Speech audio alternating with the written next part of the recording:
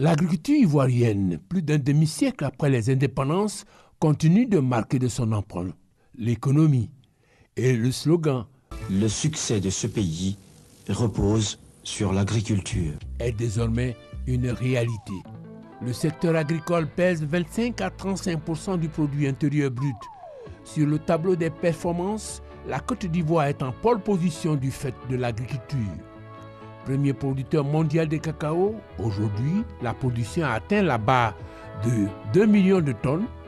La Côte d'Ivoire est septième producteur de caoutchouc naturel, troisième en Afrique, premier exportateur africain de mangue, troisième au plan mondial, premier producteur mondial de cola et puis, plus récemment, premier producteur et exportateur de noix de cajou.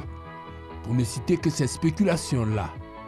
Avant l'ouverture de la 4e édition du SARA, Salon désormais international de l'agriculture, des ressources animales et halieutiques d'Abidjan, nous avons voulu comprendre les ressorts de ces performances et de cette présence constante dans la croissance économique de la Côte d'Ivoire.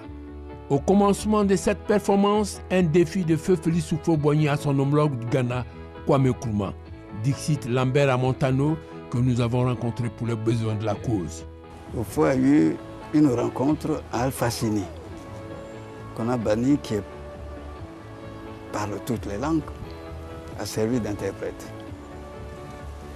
Et à la fin, Houphouët a dit à Nkrumah, je vais te battre dans la production de cacao. C'est un défi qu'il a lancé. Houphouët ne lance pas un défi comme ça. Houphouët-Boigny n'a pas fait que parier. Il s'est donné les moyens objectifs de tenir son pari. Sur la période 60-70, 22% du budget national et 30% de l'aide au développement sont affectés au secteur agricole.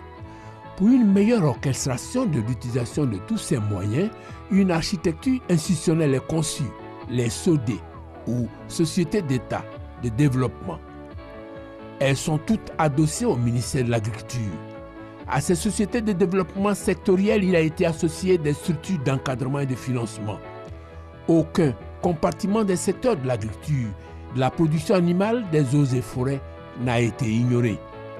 Résultat, le secteur agricole connaît une croissance significative de 60 en 1980.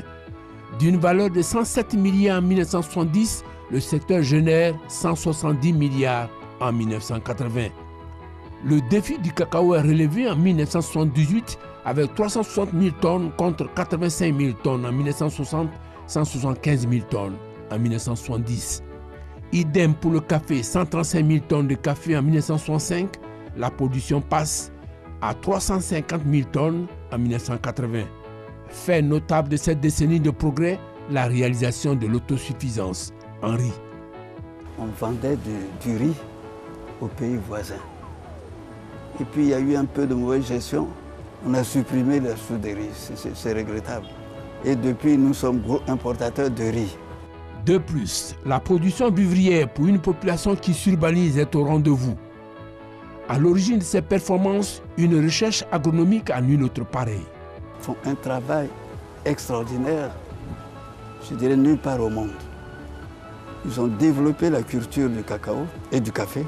À la clé, le slogan « La Côte d'Ivoire, terre de semences ». Voilà les origines de la puissance agricole de la Côte d'Ivoire. Une juste récompense des efforts fournis, le tout adossé à un réalisme. Seulement voilà, les avantages comparatifs sont dynamiques. Les SODE n'ont pas répondu entièrement à l'attente escomptée. Elles n'ont pas su être rentables dans la triple dimension économique, financière et sociale. Nous étions en 1983 et comme un malheur n'arrive jamais seul, les deux mamelles, le café et le cacao se portent mal. Les cours sont au plus bas. Les institutions de Bretton Woods vont se charger de faire maigrir l'éléphant. 1980-1990, voici les passes, programme d'ajustement structurel avec une donnée essentielle, l'État se retire de la gestion de la production, de l'encadrement et de la commercialisation. Sur la période, les performances se tiennent à un niveau appréciable. Le cacao franchit la barre du million de tonnes. Le palmier à huile se signale, le caoutchouc naturel, le coton et l'ananas ne sont pas en reste. Quand arrive Alassane Ouattara en 2011, le constat, l'agriculture est essoufflée. Deux réformes stratégiques vont lui donner les moyens de son redécollage. En quelques années seulement, l'agriculture ivoirienne est redevenue forte grâce aux choix stratégiques que nous avons faits. Il s'agit notamment des réformes des filières café-cacao, coton et anacarde. Aujourd'hui, ces filières ont une meilleure gouvernance et les revenus des producteurs ont été améliorés de 40%.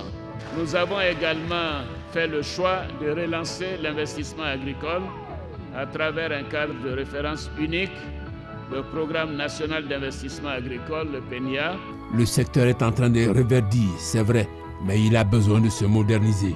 Voilà tout l'enjeu de ce salon pour que l'agriculture ivoirienne, voire africaine, cesse d'être dépendante de la pluie et du beau temps. Changement climatique oblige.